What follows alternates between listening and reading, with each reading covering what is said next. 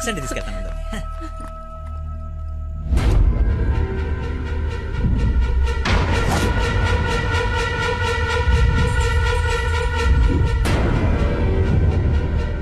రండి దొరబాబు గారు రండి.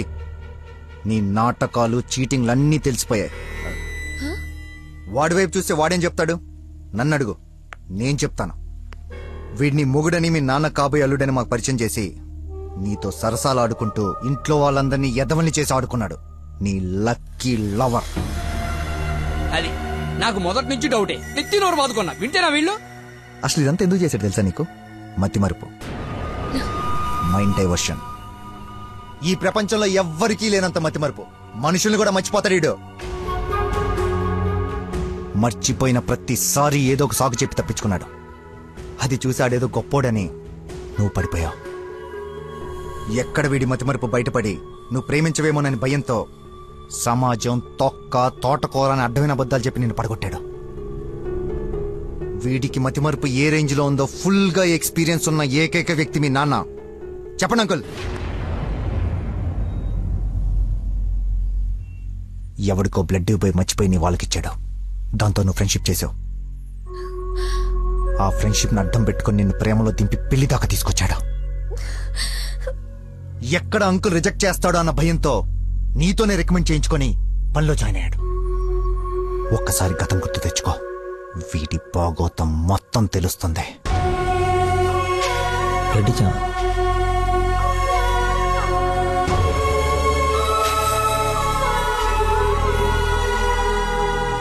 మీరు ఊహించండి ఏదో జరగబోతుంది.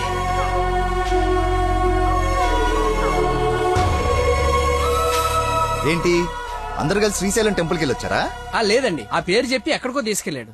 అటు తిప్పి ఇటు తిప్పి దారి మర్చిపోయి శివుడు శివరాత్రిని కబులు చెప్పి తీసుకొచ్చాడు. వీడితో గనక నీకు పెళ్ళేరే హనీమూన్కి ఎక్కడికన్నా వెళ్తే అక్కడ రోడ్డు మీద మర్చిపోయి వచ్చేస్తాడు. ఏం చేద్దాం వీడిని? ఏం చేద్దాం అంకుల్? ఓ వారం రోజులు లోపలేస్తున్నావు మన జోలికి రాడు. చెప్పనందు ఏం చేద్దాం చెప్పు. అతను చెప్పింది నిజమేనా?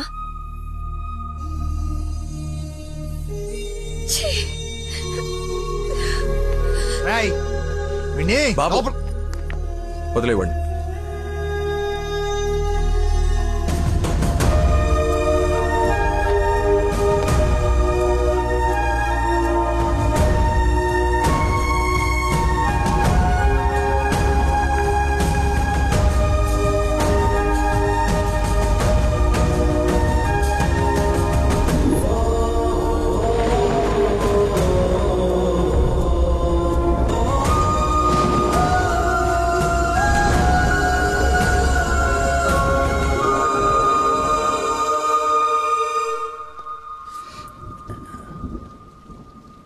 ఏంట్రా చెప్పేసావా?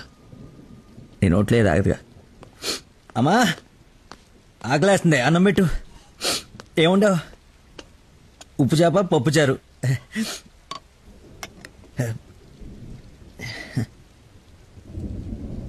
నా ప్రేమను మర్చిపోవాలని ప్రేమగా ఉండవమ్మా.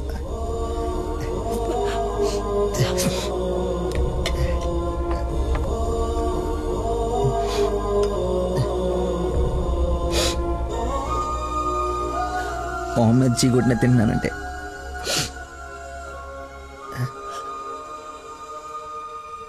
సిగ్గులేక కదమ్మా. కనీసం ఆఖరి ముద్దయ్యే లోపైన తను మర్చిపోతాను. మర్చిపోతా. నాకు దేవుడిచ్చిన వరం ఉంది కదా, ఇన్బిల్డ్ మతి మరుపు.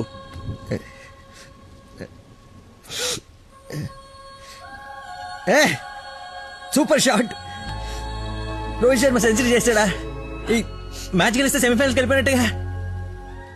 రన్ రేట్ వల్ల కావట్లేదు మా.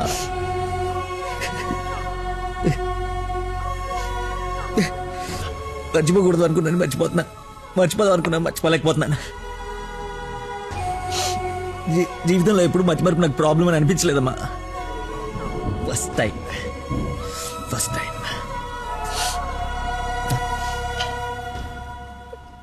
అమ్మా. నేను మర్చిపోండి కానీ మోసగాన్ని కానమ్మా.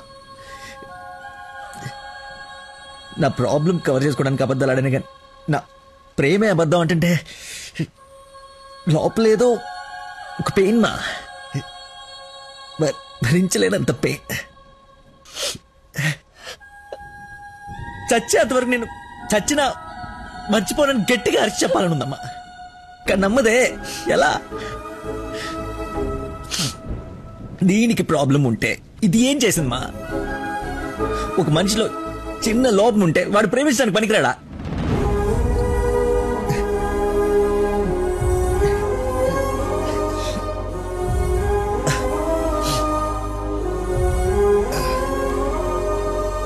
నువ్వే కరెక్ట్ నాన్న, నువ్వే కరెక్ట్.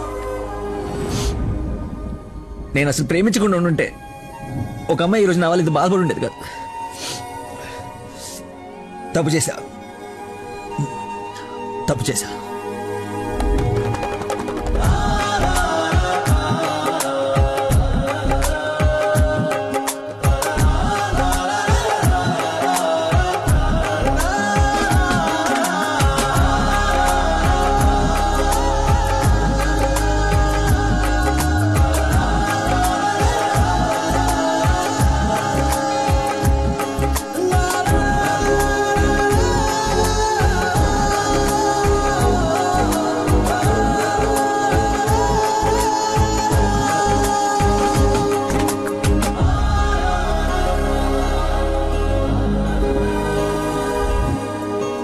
నాన్న, ఈ ఫ్రూట్స్ అయినా తినరా. ప్లీజ్ మా. ఒరే, ఎన్ని రోజులు ఇలా ఉంటావు? అమ్మా నమస్కారం అమ్మా. ఏరి ఆంజనేయులు గారు. సార్ నమస్కారం. రండి సార్, ఒక గుడ్ న్యూస్ చెప్తామని వచ్చాను. ఏంటి బాబు, హౌ యు డూయింగ్? అలా ఆశ్చర్యంగా చూస్తున్నారేంటి? గుడ్ న్యూస్ ఏంటంటే మా అమ్మాయికి పెళ్లి పెట్టుకున్నాం. నేను పిలవకపోయినా ఎలాగో నీకు తెలుస్తుంది.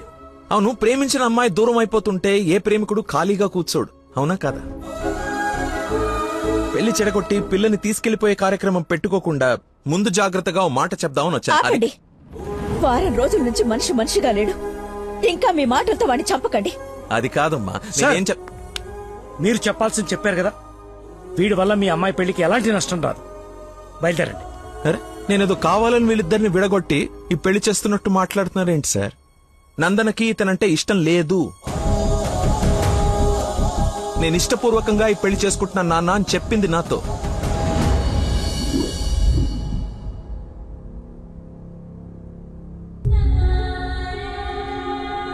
మీ ఇష్టం నాన్న.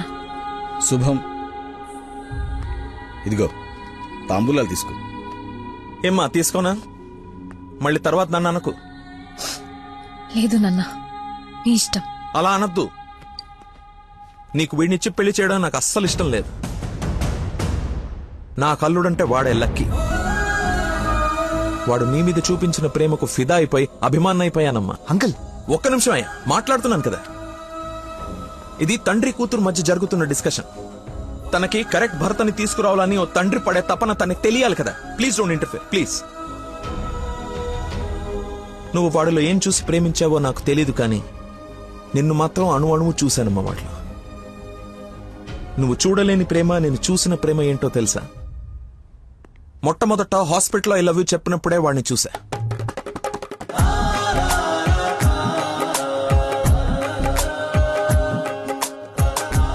నాకు పరిచయమైన వాడే నిన్నెలా ప్రేమించాడో అని అర్థం కాదు.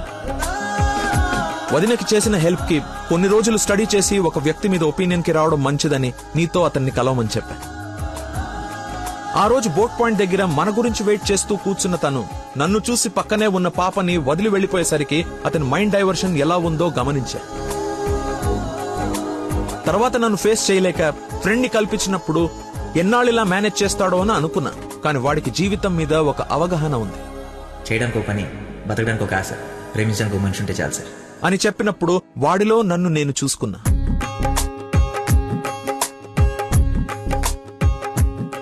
నీకు జ్వరం అంటే వాళ్ళ అమ్మకు బాలేదని నిన్ను వాళ్ళ అమ్మతో పోల్చినప్పుడే నిన్ను ఎంతగా ప్రేమిస్తున్నాడో అని అంచనా వేశా.